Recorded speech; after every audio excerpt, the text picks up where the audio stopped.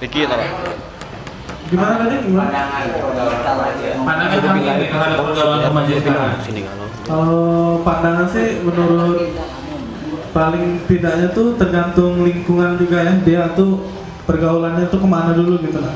Kalau emang pergaulan di sekitarnya itu emang ke arah yang positif, maka otomatis kita yang tadi itu ke positif tadi. Kalau misalnya pergaulan kita negatif, pasti negatif itu. Tergantung lingkungan kita juga gitu. Itu aja sih menurut saya. Oke, berarti tergantung ini ya, tergantung lingkungan. Jawaban yang support ternyata. Iya, sangat support ya. Tapi nanti ada pertanyaan lagi buat Iya, ada pertanyaan buat semuanya. Tapi kali ini kita coba tanya juga sama Bang Yus lagi ya. Bapak, Bang Yus, sorry, bukan Bapak ya, biar lebih mudah dikit. Dari sekian banyak manusia ya, dari beberapa ekor di sini. mau pelempar lagi ya. Ada nggak sih ciri-ciri yang bisa menunjukkan oh ini orang ini make nih? Iya, mungkin ini pertanyaan Yang kasat mata gitu kan. secara kasat mata itu kita bisa melihat nggak orang itu? Mata tikung gitu ya. Ya sebenarnya ya kan kalau adik-adik semua ini saya rasa ya kan sehat-sehat semua ini. Ini udah sehat, Pak. Pak, ini udah sehat, Pak. Iya. Udah sehat, Pak. Nggak sakit ya, Bang. Iya. Karena gini untuk membuktikan orang itu pakai atau sebagai macam itu kan harus melalui tes gitu. Tes gitu. Tapi Iya. berarti nggak ada ya yang dapat menilai secara Iya. mata langsung. Kalau setelah kasat mata sebenarnya dari tingkah laku itu bisa. apabila biasanya baik-baik, alim, ya kan patuh, santun dengan orang tua, tiba-tiba berubah, ya kan jadi uring-uringan, suka ngamuk, ya kan, nah berarti ada sesuatu kan gitu. Biasanya nggak pernah melawan dengan ibu bapak, ini sudah mulai, ya kan. Nah satu hal lagi, kalau seandainya di rumah tadi begitu dompet bapak itu, ya kan suka hilang, ya kan. Nah ini. Bayu banget ya. Bayu banget. Ada komunitasnya dari Bang. Nah, dari ini. Uangnya hilang itu lain. Oh, itu di kamera ya. Beli kamera. Itu ciri-cirinya ya, bagi orang tua ya kan apabila sudah menemukan ada kelainan, kemudian anak tadi biasanya gabung ya kan sama orang tua, tiba-tiba dia jadi pendiam, suka ngurung diri di kamar, ini perlu ditanya coba dia, kita periksa kamarnya ada apa ya kan. Nah, jangan-jangan nanti sudah kecanduan, ya kan, entah pakai sabu di dalam, entah pakai apa kan. Yang bahaya itu kan satu lagi, tahu itu kan mesti disuntikan. Nah, kalau makanya bareng-bareng akibatnya kan HIV, gitu ya. HIV di Jambi itu sudah, yang positif itu sudah 700 lebih. Nah, gitu. Kalau HIV enggak biasa makan obat namanya HRV tiap hari sampai mati. Nah, sampai mati makan obatnya. Kalau nggak makan obat, dia akan meningkat menjadi AIDS. Kalau sudah AIDS, ya mereka udah di pintu, tinggal nunggu aja. Oke. Kapan mau dijemput nyawanya gitu. Ya. Assalamualaikum dulu lah setidaknya. Udah pakai tikung tapi main cetok gitu. Oke, dari teman-teman ada yang mau ditanyakan untuk Bang Yusnya lagi? Mumpung ada di sini. Mungkin ada keluarga juga yang mau Kalau ingin sharing juga gitu. Mungkin ada katanya. Yang tadi yang curhat tadi silakan kalau memang mau. Silakan diantar ke apa? ke BNN ya. Kita Boleh ditanya lagi boleh juga. ya silakan. Gini Pak, kalau yang masalah tadi, yang masalah yang narkoba terus yang ditolak itu, kalau bisa nanti kita minta bantuan aja. Ini masalah yang berikutnya, masalah pergaulan. Kalau bukan sekarang kan masalah pergaulan itu bukan di narkoba aja ya. Nah masalahnya gini, kalau pergaulan kita tuh sudah antara wanita dan laki-laki itu kan dalam pergaulan itu sudah terlalu dekat gitu kan. Jadi kalau saya lihat di bulan Ramadan nih setan-setan itu kan katanya dikunci. Kalau menurut saya enggak. Itu sebelah lidah. Mana kono? Ini sudah ini paten ini. Nah, gini, kalau menurut saya lihat tuh kan setan-setan itu kan kalau kata di ayat-ayat ceritanya kan dikunci. Kalau menurut saya enggak, itu di bulan Ramadan itu waktunya setan itu liburan. Kenapa? Kita lihat aja, buat di bulan puasa seharusnya nggak ada godaan, ternyata manusia sendiri itu yang bikin godaan. Jadi kan setan pada libur. Jadi Yang mau saya tanyakan gini, gimana sih kita mengurangi pergaulan yang tersebut? Apalagi kan kita cuma bisa ngelihat, kita nggak bisa mau ngomongin langsung. Jadi ada nggak solusi mungkin kayak sosialisasi? Kalau sosialisasi sudah biasa tuh nggak ada pengaruh. Selain sosialisasi itu gimana Pak? Baik, makasih. Memang betul bahwa masa muda itu kan masa yang berapi-api ya. Apalagi ada lawan jenis kan, ada cewek, kan, kadang-kadang ini kan timbul niatnya. Ya kan. Apabila sudah berduaan itu niatnya udah mulai macam-macam kan gitu. Kuncinya sebenarnya iman. Iya kan? Jadi orang narkoba, orang terjerumus ke narkoba, yang jebol itu adalah keimanannya. Itu sebenarnya. Jadi orang rehab narkoba juga yang harus diperbaiki termasuk iman takwanya. Jadi kalau keimanan akidah di dalam dada kita itu tipis, kita gampang jebol. Kita gampang melakukan hal-hal yang dilarang oleh agama. Kan itu kuncinya sebenarnya. Jadi orang terjerumus memakai narkoba karena faktor. Kalau sekali katakan tidak, ya tidak. Tapi kalau tidak, meleng juga. Nah, ini yang berbahaya. Jadi orang rehab narkoba itu direhab, didetok, dihentikan ketergantungan narkobanya, kemudian diperbaiki sosialnya, tingkah lakunya, pergaulannya, kemudian diperbaiki keimanan, religinya. Makanya ada yang di Abang di Tasik itu jam 2 malam direndam di dalam bak sampai gigil, suruh zikir, ya kan, setelah itu dikeluarin lagi, habis itu direndam lagi. Supaya apa? Supaya kadar imannya itu bisa, karena iman itu kan relatif. Kadang-kadang baik, ya kan, kadang-kadang turun. Sama. Saya seumur ini kadang-kadang terasa itu. Kadang-kadang kita begitu orang azan, bentar lagi lah. Itu kan iman itu. Nah, jadi kadar iman itu kadang naik, kadang turun, ya kan. Nah, ini harus kita pelihara. Kalau dari rumah tangga sudah dari awal sudah ditanamkan oleh orang tua akidah, insya Allah, walaupun nanti gelombang apapun yang datang, ya kan, kita akan kembali kepada. Nah, ini dia. Sekarang kembali kepada awalnya anak-anak terjerumus dari rumah, dari orang tua. Itu sebenarnya. Apalagi orang tuanya, misalnya bapaknya kawin lagi, hancur, stres, ya kan? Nah, dan bapak kawin lagi, dia jajak sama kawan, udah narkoba. Nah ini. Intinya ada Pak stres untuk jangan lari ke narkoba, stresnya yang lain gitu loh.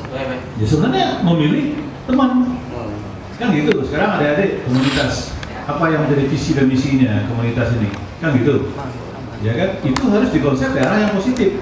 Kalau sempat kita bergabung dengan orang-orang yang tidak jelas, yang komunitasnya justru menyalahgunakan narkotika atau minuman keras, kita akan terjerumus. Tinggal kita milih, pintar-pintar milih kawan, milih komunitas, milih teman, kan gitu. Nah, ya mungkin itu sementara saya. Iya Pak. Nah, memilih teman gitu Pak ya. Nah ini menarik nih Pak. Memilih teman. Kadang musuh yang paling besar adalah teman terdekat kita gitu ya. Terkadang juga teman itu tidak semuanya baik gitu Pak ya. Saya mau tanya juga nih sama teman-teman ya. Selama kalian bergaul seperti ini, ada nggak yang coba-coba gitu ya? Karena jujur aja kalau pengalaman saya dulu, teman ngelihat kita bagus, di dalam hatinya dia nggak senang gitu. Bagaimana dia mau menghancurkan kita? Mungkin ada pengalaman dari teman-teman. Pada pasarnya ada juga yang mungkin menyusup gitu kan. Nah ini misalnya ke komunitas sport. Kalau dari teman-teman mana gitu. ada nggak pernah ngalamin seperti itu? Ada Misalnya satu ngajak gitu. Komunitasnya kan nih termasuk yang bersih, yang positif gitu ya. Terus ada yang coba-coba masuk, yuk kita coba-coba gini gitu. Pernah nggak? Ketuanya. Coba ketuanya siapa? Oh iya, ngomong-ngomong. Iya, pernah nggak seperti itu? Kan ada yang nggak ada. Kata-katanya seperti ini, susah lihat orang senang, senang lihat orang susah. Nah, kira-kira seperti itu. SMS. Oh iya, SMS. Nah, coba. Kalau untuk saya pribadi sih belum pernah. Untuk komunitas keseluruhan. Kalau untuk komunitas sejauh ini belum ada. Bayu seperti itu. Kecuali Bayu. Apa nih? Apa nih? Apa? Sakit perut Bayu. Kalau di komunitas kami mungkin narkoba itu. Atau kira. yang ngajak gitu ya. Iya berarti pada formilnya kan. Itu tadi pernyataan dari Tokyo juga bisa bikin kecanduan ya, ganti. Mungkin dari teman setiaku nih. Iya, dari teman setiaku nih. Oh, mana? Makin lama tinggi bang katanya. Oh lagi itu ya. Ya mungkin dari apa Rohis Dari mahasiswa. dari mahasiswa. Ya. Iya, Oke. teman-teman dari mahasiswa. Ada nggak yang kayak gitu? Coba-coba untuk masuk. Ya, Coba-coba gitu. sebenarnya kalau coba-coba untuk masuk, untuk mencoba barang-barang yang demikian sebenarnya tidak ada gitu ya. Karena memang benteng yang paling kuat kan ada dalam diri kita sendiri gitu. Dan kami sebagai salah satu lembaga dakwah di Fakultas Hukum Universitas Jambi itu mencoba dari hal-hal yang sifat demikian, yaitu perlindungan terhadap diri pribadi seperti itu. Kalau dari luar gitu pernah nggak? Dari luar itu ada yang ada menggoda, bisikan ada gitu. yang mencoba. Kalau dari luar, Misalkan setan gitu. kalau dari luar nampak setahu saya belum ada ya, tapi nggak tahu kalau kawan-kawan yang lain karena apa yang dilihat oleh orang luar itu kan terutama pribadi kita kan. Orang itu nggak akan jadi menawarkan kita narkoba, nggak akan jadi menawarkan kita miras kalau baju kita itu pakai baju muslim terus. Nah istilahnya seperti itu. Karena kita apa yang kita lakukan Sudah ada benteng diri gitu. Iya, sudah benteng diri. Setidaknya jika kita melakukan hal yang baik, maka orang lain akan tahu dengan oh ini orang baik. Akan sulit untuk menembusnya. Mungkin seperti itu. Berarti besok-besok karena kita pakai baju muslim yuk. Saya mau jualan aja gitu. Tapi dengar suaranya orang ini ya si Sony adem gitu ya. Adem, ya. Adem gitu. Sekalinya dengar suaranya kita jadinya kayak gimana gitu ya. Kita Bisa gitu jadi kita.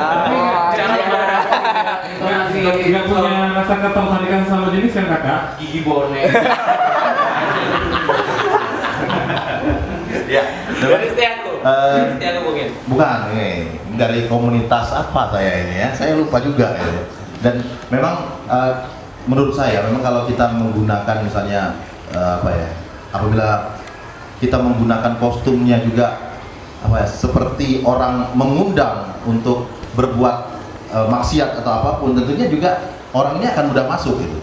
Tapi apabila kita menggunakan kostum itu sudah membentengi diri kita, misalnya kita sudah menggunakan ibaratnya itu pakaian-pakaian inilah, pakaian muslim dan sebagainya, atau sifat kita juga sifat kemusliman dan sebagainya, tentunya ini juga bisa menjadi benteng diri sebenarnya, dan bisa menjadi benteng diri, dan orang juga sulit untuk masuk ke dalam komunitas karena ada tawar menawar sendiri aja ke dalam itu sudah takut gitu. Dia tidak melihat ada peluang gitu. Tidak ada peluang. Tidak ada peluang. Itu dari sikap tinggal aku udah kelihatan ya kan. Ini bisa masuk apa enggak gitu. Seperti rekan kita dari mahasiswa tadi. Itu saya yakin diawali dengan dari orang tua di rumah. Iya. Ya kan, sehingga lahirlah sikap pribadi yang demikian. Itu terbawa, ya kan, sampai ke kampus, sampai kuliah, dalam bergaul dan sebagainya. Misalnya, ketika lagi santai-santai dengan teman-teman, tiba-tiba dengar suara azan atau masuk waktunya sholat. Bentar, saya mau sholat. Kawan-kawan kan melihat, ya kan, oh lagi kawan ini alim, kan gitu. Itu dari rumah awalnya, betul deh ya, dari rumah orang tua yang menanamkan itu. Dan itulah modal dasar kita dalam kehidupan. Ya, ini juga seperti saya dan juga teman-teman sekalian ini kan di bidang entertain, termasuk juga komunitas dari apa? Sport ini kan sifatnya rentan, jujur aja. Seperti kita penyiar, ini godaannya luar biasa. Kalau kita menyiar dengan suara yang bagus, ini banyak orang di luar sana adanya ketertarikan. Seperti itu, pengen mengenal dan coba masuk. Apabila kita juga tidak membentengi diri, itu juga hancur. Karena banyak sekali aja para selebriti dan apa itu hancurnya karena narkoba. Termasuk janda-janda gitu. Banci-banci juga. Tempatnya saya pernah gitu. Banci-banci juga itu. Tempatnya saya pernah juga. Hati-hati. Dan juga termasuk kawan-kawan dari sport gitu ya, dari sport. Karena mengapa? Ini kan tukang foto. Boleh dibilang itu tukang ngintip. Tukang ngintip. Kalau ada ngintip itu gambar yang bagus itu nggak jadi, nggak bagus. Jadi perlu diintip. Jadi yang diintipnya yang mana? Misalnya kita sering ngintip wanita yang cantik itu di foto, ini luar biasa, gitu. Pengaruhnya luar biasa juga, ya kan? Kalau ada tentunya orang lain yang masuk ke dalam komunitas seperti ini, sebenarnya ini sangat rentan gitu. Termasuk juga kita sebagai penyiar. Ya kan? Contohnya, misalnya fotografer atau juga yang shooting gitu ya, kameramen. Ini orangnya luar biasa pengaruhnya. Karena mengapa? Satu, ini pasti orang yang berduit. Beli kamera ini aja nggak gampang, gitu. Mahal. Ini pasti sasaran saya. Sebagai contohnya, misal saya sebagai sebagai bandar lah gitu. Ini sasaran saya karena orang yang berduit. Kapan orang tuanya mungkin ada sedikit lengah sedikit, lalai sedikit, mungkin belum masuk nih. Kalau udah kuat, itu masih seperti itu. Mungkin untuk membentengi ini juga. Betul kata kawan-kawan kita dari lembaga dakwah aja gitu, lembaga dakwah dari perguruan tinggi.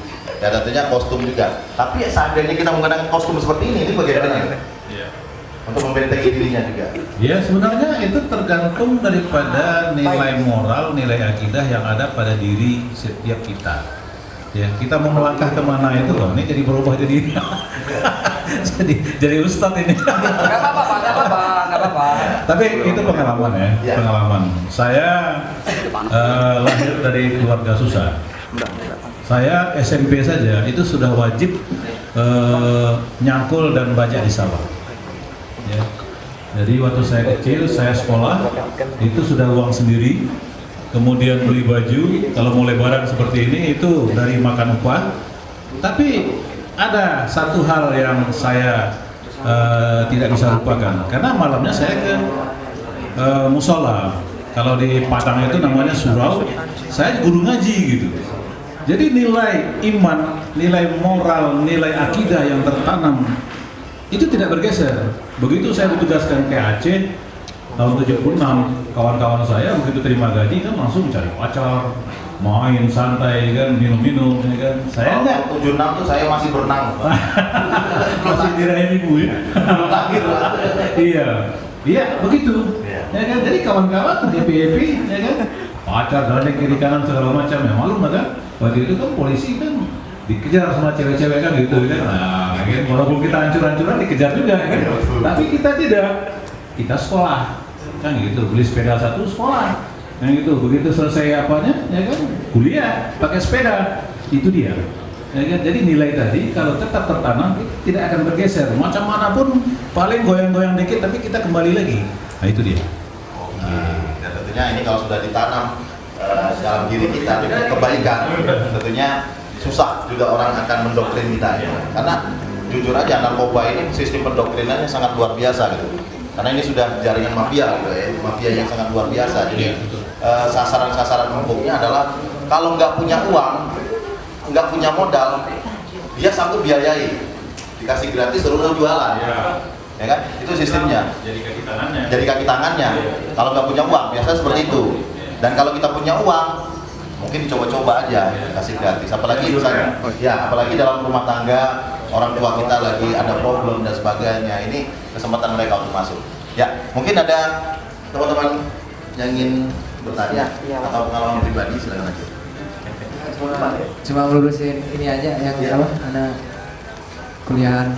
Anak kuliahan.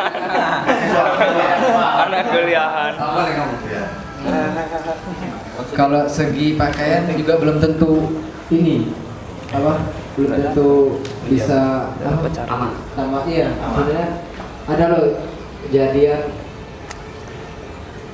bandar pakai baju peci, pakai itu segala macam modus istilahnya begitu. Iya. Ini bagus nih tambah. Payungnya lu. Mungkin pernah sebut saja namanya bunga. Aduh, itu bukan nama sebagai peci bunga. Oke. Ini peci itu bagaimana kalau misalnya cara mengatasi orang kecil? Coba masuk. Iya. Jadi ini pakaian nggak mesti menjamin. Nggak jaminan. Nggak jaminan. Bisa saja dia menyamar ya kan, pakai baju koko, pakai muslim masuk ke masjid. Tapi ya kan, ya kan. Jadi berpakaian metal belum tentu dia tidak Islam. Belum tentu dia tidak taat, ya kan.